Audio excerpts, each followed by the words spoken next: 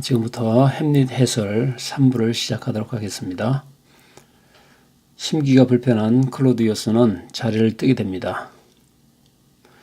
폴로니어스는 자신의 딸과의 사랑에 빠져서 햄릿이 광증을 보인다는 것과 연극을 통해 왕의 심기를 어지럽힌 것을 어머니가 되는 왕비가 꾸짖어야 한다고 이야기하고 몰래 휘장 뒤에 숨어서 엿듣게 되는데, 햄릿은 폴로니어스를 숙부로 오인하여 칼로 찌르게 됩니다.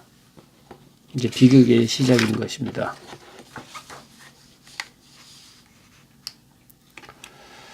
자, 폴로니어스가 이렇게 얘기하죠. 곧 들어오십니다. 왕자가 이번 일에 대해 단단히 주의를 시키셔야 합니다. 장난이 너무 심하셨어요. 연극을 통해서 숙부의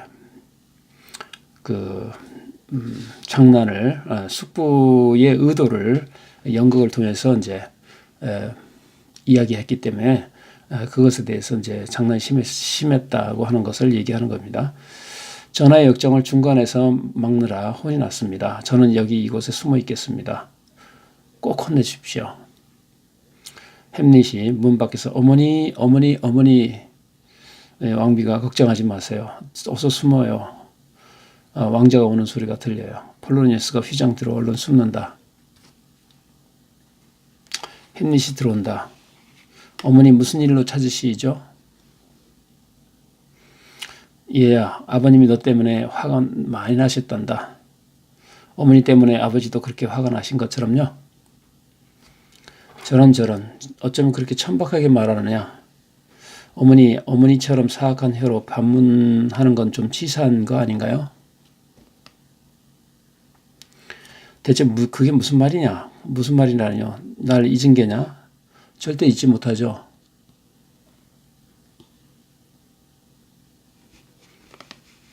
왕비이시며 남편 동생의 아내이기도 하죠. 그리고 좀 비꼬면서 얘기하는 거죠. 사실이 아니라면 오죽 좋겠습니다만 제 친인 어머니이기도 합니다. 정애미 말을 듣지 않으면 꾸질 수 있는 분을 부르겠다. 퇴장하려고 합니다. 화가 나신 거죠, 어머니도. 어머니를 붙들면 네, 앉으세요. 꼼짝하지 마시고요. 마음속을 훤히 들여다보이게 해드릴 테니 움직이지 마세요. 얘 어쩌자는 거냐? 날 설마 죽이려 드느냐? 여봐라, 누구 없느냐? 사람 살려! 라고 어머니가 아들에게 이제 겁을 먹는 거죠. 이제 폴로니가 휘장 뒤에서 이거 큰일 났구나 이제 생각을 하게 됩니다. 어쩐다? 사람 살려라고 얘기를 합니다. 햄릿이 칼을 빼들고 아니 이건 뭐야? 쥐새끼냐? 에이 죽어라.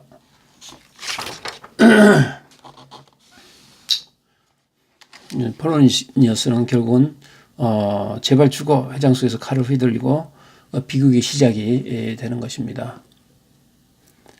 폴로니어스 쓰러지면서 아이고 하나님 나 죽는다.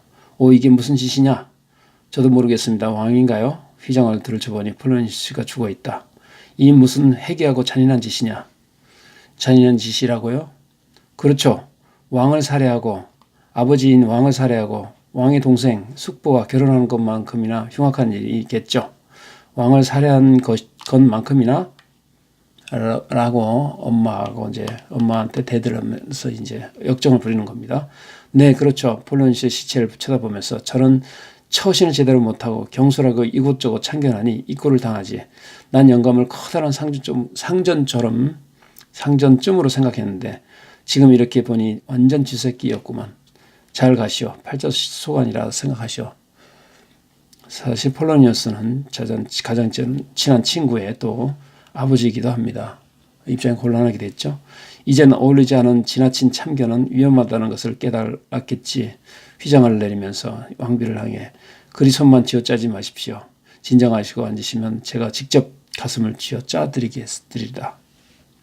그런데 설마 도리가 통하지 않는 목석같이 단단한 가슴은 아니겠죠.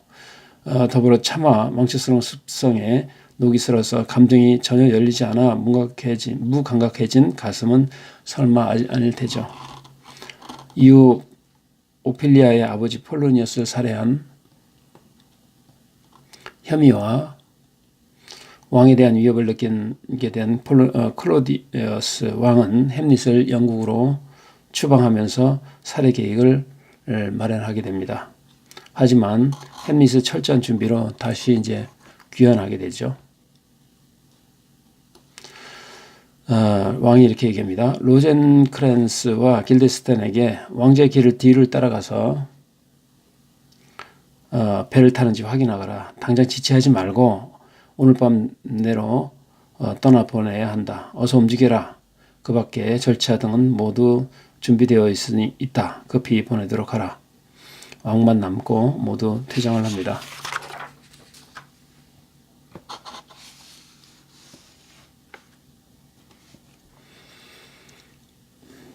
자, 이제 영국 왕이시여. 이제 덴마크의 속국이었던 영국의 왕이 있었고 그 속국의 왕의 지시에 따르는 경우가 되겠죠.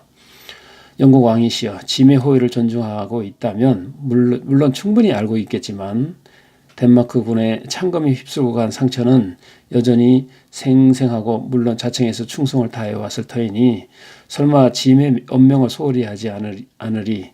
국서에 명시되어 있는 내용은 이제 밀서를 보내는 거죠. 햄릿을 체포하여 사형에 처하라는 것이고 이를 반드시 실행에 옮기라는 것. 영국 왕이시여, 왕자가 내 혈관 속에서 열병처럼 발악하는데 그것을 치료할 사람은 영국왕 그대이시오. 자신이 죽이지 못하니까 명분이 없으니까 영국왕이 죽이게끔 하는 거죠. 세상 없이 운이 트인다 해도 왕자가 처치된 것을 알기 전까지는 내게 기쁜 날이 시작되지 않으리요. 퇴장합니다. 햄릿이 먼저 이제 이런 밀서를 햄릿이 살짝 바꾸는 내용이 나옵니다.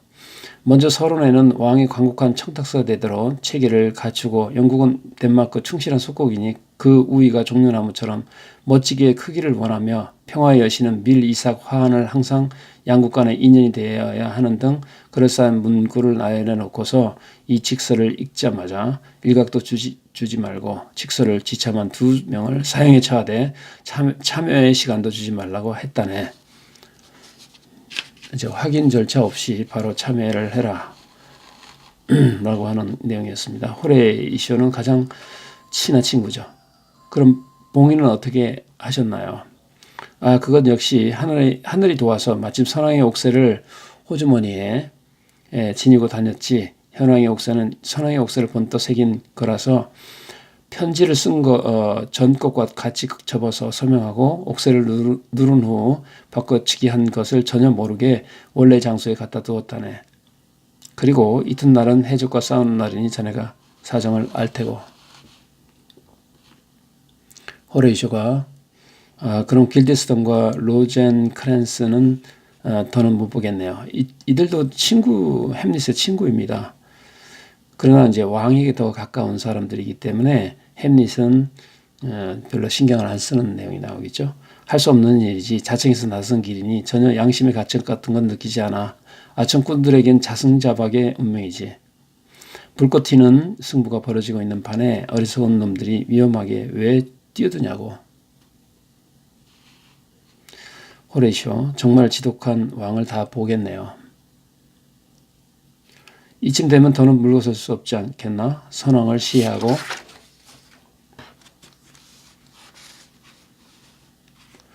왕비의 몸을 윤관한 놈이 왕이 계승을 막고 목숨마저 낚으려 하니 이런 놈은 내가 친히 처치해버리는 것이 양심에 맞지 않느냐 말이야. 인류의 독충이 세상에 해독을 끼치게 그대로 방임하는 것이 오히려 죄악이라는 말일세. 호레이쇼가 하지만 영국 왕이 곧 모든 자초지종을 보고해 올 텐데요. 햄릿이 얘기합니다. 당연하지. 하지만 그동안의 시간은 내 것이라네. 인간의 목숨이란 하나라고 카운트를 셀 여유도 없이 날아갈 수 있다네. 그건 그렇고 호레이쇼, 레어티스에게는 참으로 용서받지 못할 행동을 했다네. 레어티스가 친구라고 그랬죠. 그 친구의 아버지를 욱하는 성격으로 찔러주고 있기 때문에 결과적으로는 당시에 명분이 있겠지만은 그래도 친구의 아버지를 죽였기 때문에 양심상 마음이 아픈 겁니다. 나도 모르게 욱하는 성정으로 이성을 잃었던 따시지. 레어티스의 비통한 심정을 왜 모르겠나. 가서 직접 용서를 빌겠네. 하지만 너무나 촐랑대며 애통해하는 바람에 나 역시 우라가 치밀어 올랐었지. 자, 여기까지 3부로 하겠습니다. 이어서 4부까지 기다려 주시기 바랍니다. 본 내용은 교보문고의 전자북으로 탑재되어 있습니다. 혹시 영어에 관심 있는 분은 영한본이나 한영본을 참고하셔도 되겠습니다. 감사합니다.